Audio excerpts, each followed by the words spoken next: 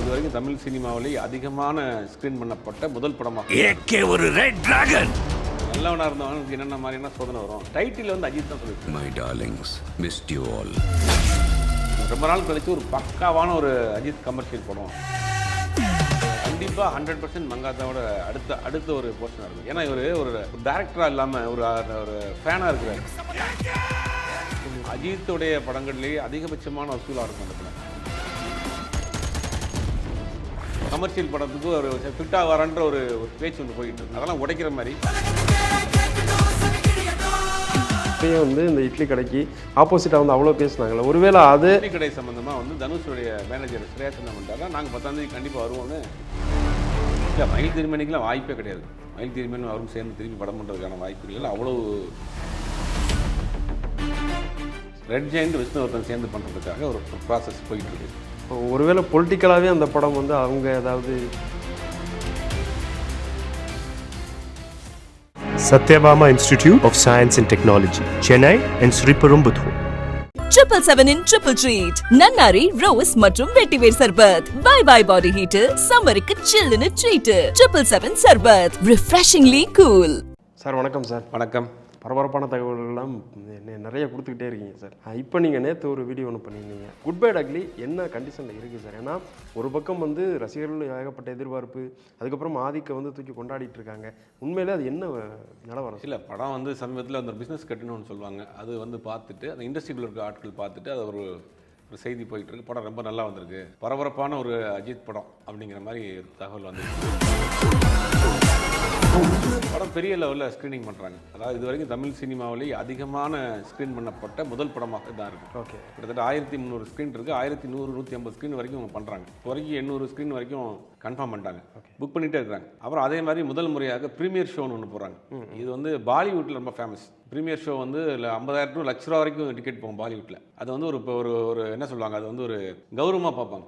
ஷாருக் கான், சல்மான் கான் படங்களில் premier show பார்க்குறதுக்கு ஒரு பெரிய கூட்டம் இருக்குது. அந்த ப்ரீமியர் ஷோ பார்க்குறதே ஒரு இது. அதே மாதிரி முதல் முறையாக இந்த படத்தை ப்ரீமியர் ஷோ பண்ணுறாங்க. 9ஆம் தேதி, 10ஆம் தேதி படம் ரிலீஸ், 9ஆம் தேதி ப்ரீமியர் ஷோ பண்ணுறாங்க. இப்போ சமீபத்தில் ஒரு இன்டர்வியூ ஒன்று கொடுத்துருப்பாரு, ஆதிக்கு பார்த்துருப்பீங்க எல்லாரும். அது அப்போ தான் வந்து இந்த கதையை பற்றி ரிவீல் பண்ணியிருப்பார். என்ன கதை அப்படின்னா, குட் பேட் அக்லி. குட்டாக இருக்கிறவன் பேடாக இருக்கிறாள்கிட்ட அக்லியாக வந்து இருந்தால் தான் உலகத்தில் வாழ முடியும் அப்படிங்கிற ஒரு கதை சொல்லலாம். அந்த டைட்டில் வந்து அஜித் தான் சொல்லியிருக்காங்க. வந்து இது எப்படி அஜித்துக்கும் ஆதிக்கும் எப்படி லிங்க் ஆச்சு அப்படிங்கிறதே ஒரு பெரிய சுவாரஸ்யமான கதை.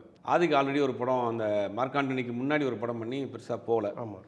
அப்போ ரொம்ப ஒரு மாதிரி இதாக இருக்கிறப்ப கொஞ்சம் டைவெர்ட் பண்ணலான்னு இந்த விஸ்வநாதோடைய நேர்கொண்ட போகிற படத்தில் ஒர்க் பண்ண போயிருக்காரு. சும்மா சின்ன கேரக்டர் நடிக்க போயிருக்காரு. அப்போ போயிருக்கப்ப ஆல்ரெடி இவருடைய பயங்கரமான ஃபேன் அப்படின்னா கூட ஷூட்டிங் ஸ்பாட்டில் போய் உடனே மிங்கில் ஆயிட முடியாது இல்லையா? அதனால் ஒரு பெரிய சீனியர் ஆர்டிஸ்ட் அப்படிங்கிறனால கொஞ்சம் ஒதுங்கியே இருந்திருக்காரு.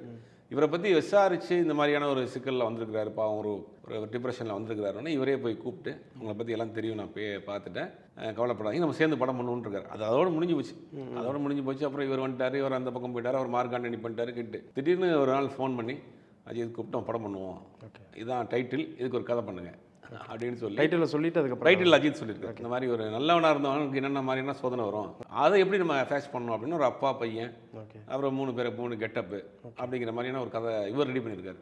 போன பிடிச்சி போய் கதை பிடிச்சி போய் அப்படி டெவலப் பண்ணி இந்த படத்தை ஆரம்பிக்கப்பட்டு வேகமாக முடிச்சு இப்போ ரிலீஸுக்கு தயாராகிட்டாங்க. My darlings missed you all.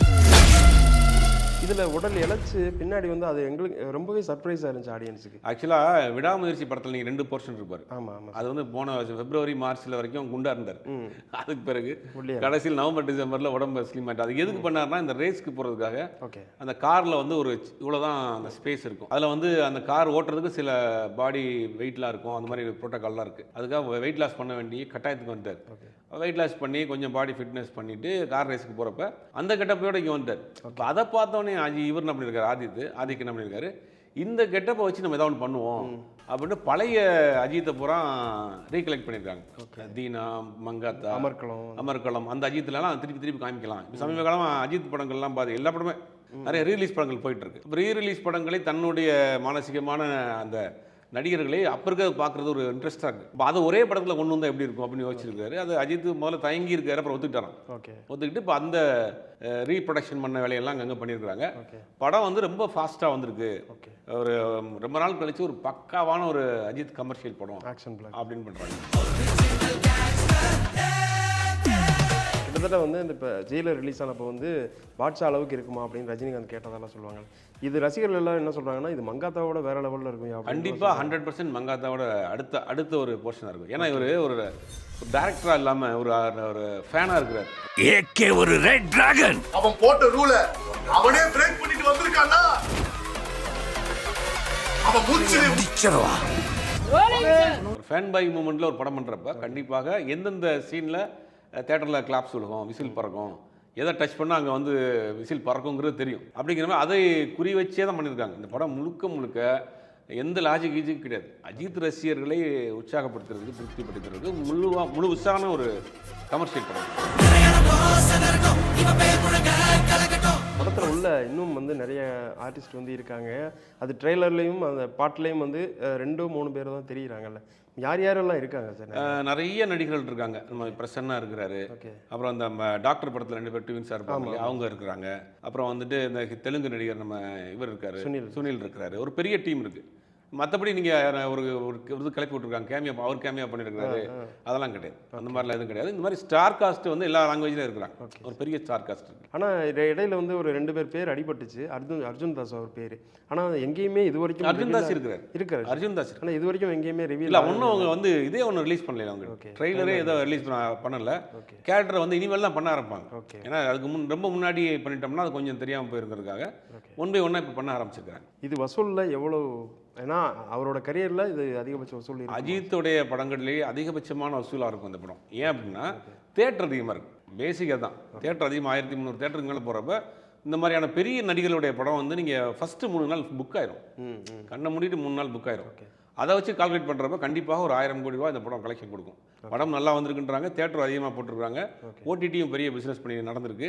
மற்றபடி ஓவர்சீஸும் நல்லா போயிட்டு இருக்கு போல பிஸ்னஸ். அப்படிங்கும் போது இந்த படம் கண்டிப்பாக இந்த 1000 கோடி ஒரு இலக்கு வச்சிருக்காங்களே தமிழ் சினிமாவில், அது இந்த படம் கண்டிப்பாக டச் பண்ணிருன்னு நினைக்கிறேன். Okay sir. நிறைய மீம் வரும்.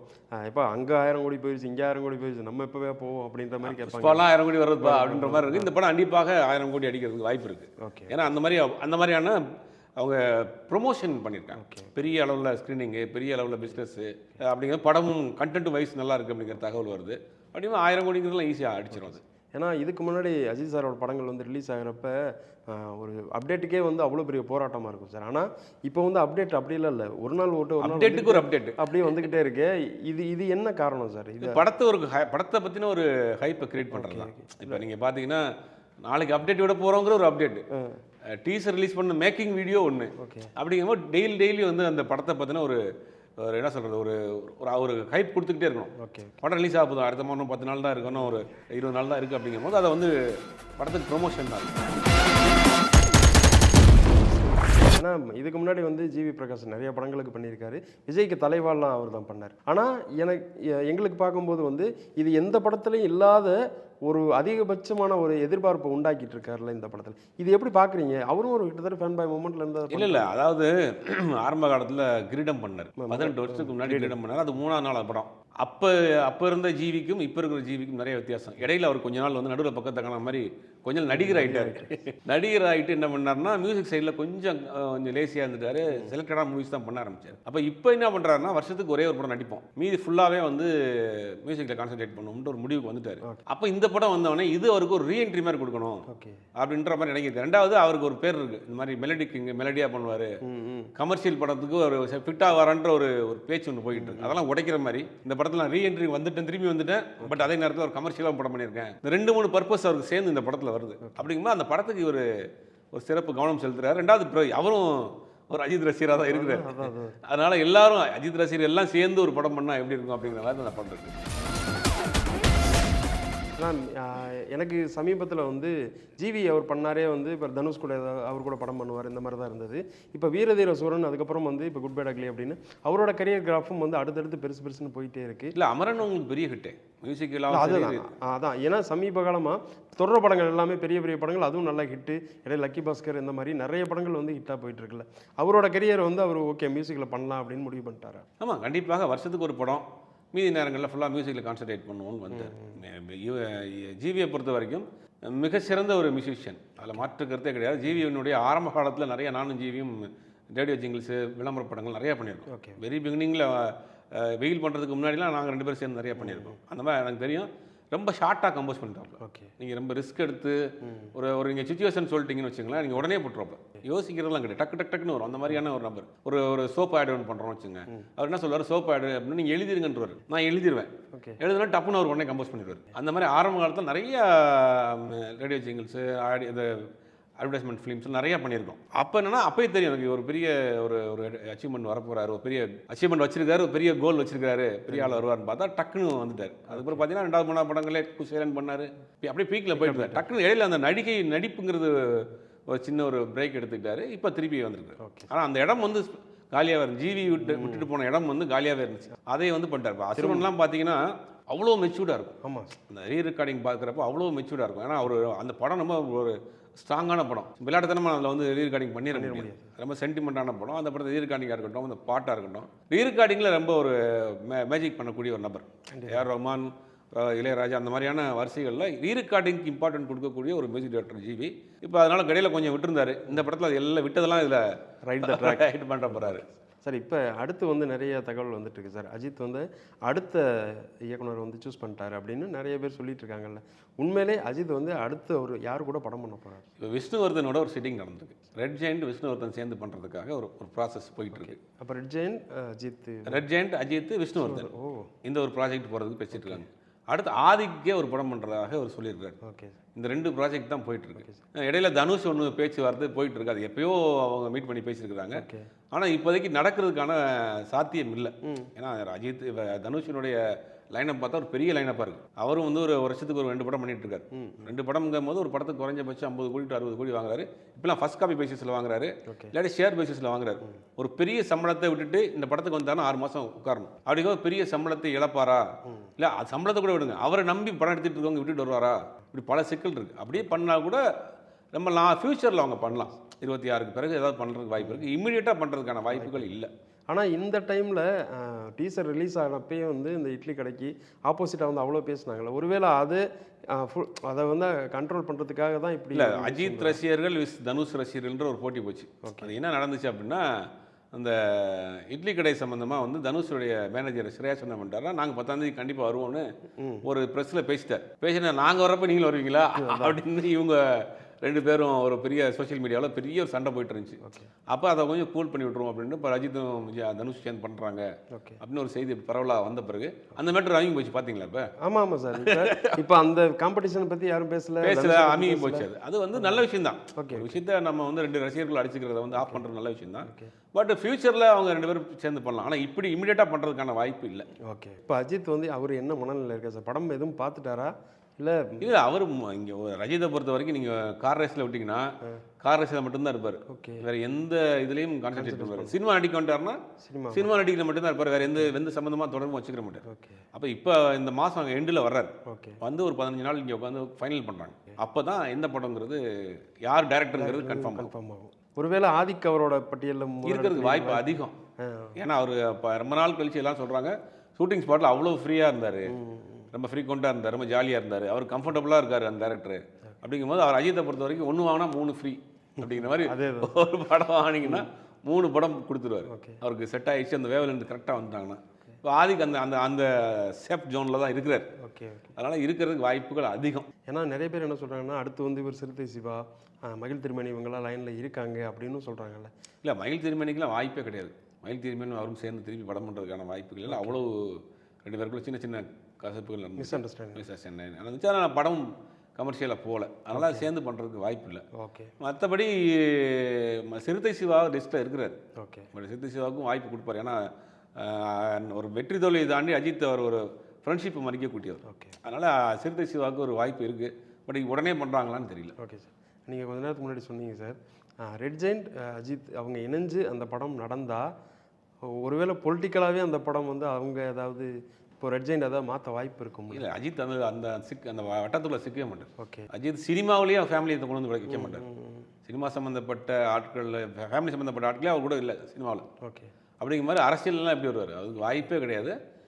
ஒரு கம்பெனி படம் பண்ணுறோம், அதோட சரி, எந்த பொலிட்டிக்கல் இதுவும் அவர் ஏற்றுக்கிற மாட்டார். ஓகே. அதில் இன்வால்வே ஆக மாட்டார். அந்த மாதிரியான வந்து அந்த இது விழுந்துடக்கூடாதுன்னு ரொம்ப தெளிவாக இருப்பார். Okay sir. ஏன்னா ஆப்போசிட்டில் விஜய் இருக்கார், இப்போ ரெட் ஜெயண்ட் ஆப்போசிட்டில் இருக்குது.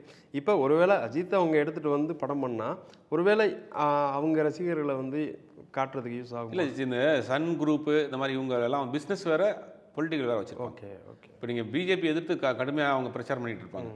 ஆனால் சன் டிவியில் பிஜேபி ஆடு வரும். அதுக்காக நம்ம கூட்டணி தினகரன் பேப்பரில் ஃப்ரண்ட் பேஜ்லேயே பிஜேபி ஆடு வந்துச்சு. அது பயங்கர விமர்சனமாக கூட ஆச்சு. அப்போ அவங்களுக்கு பிஸ்னஸ் வேறு, பொலிட்டிக்கல் வேறு. பொலிட்டிக்கல் தேவைன்னா அவங்க பொலிட்டிக்கல் யூஸ் பண்ணிடுவாங்க. இப்போ அஜித்துக்கு ஒரு பெரிய பிஸ்னஸ் இருக்குது, அவரை யூஸ் பண்ணால் படம் பிஸ்னஸ் பண்ணலாம். ஓகே. அப்படி அந்த மோட்டிவாக தான் இருக்கும். மற்றபடி அஜித் அந்த மாதிரியான சாயல் விரும்பவே மாட்டேன். ஓகே. அது ரொம்ப கேர்ஃபுல்லாக இருப்பார். Okay sir. இவ்வளோ நேரம் சார் எங்களுக்காக பிஸி ஷெட்யூல் கிடையாது, நிறைய தகவல் பகிர்ந்துக்கிட்டீங்க. ரொம்ப நன்றி sir. Satyabama Institute of Science and Technology, Chennai and Sriperumbudur. 777 in triple treat. Nannari, Rose மற்றும் வெட்டிவேர் சர்பத். Bye bye body heater. சம்மருக்கு சில்லுன்னு ட்ரீட். 777 சர்பத். Refreshingly cool.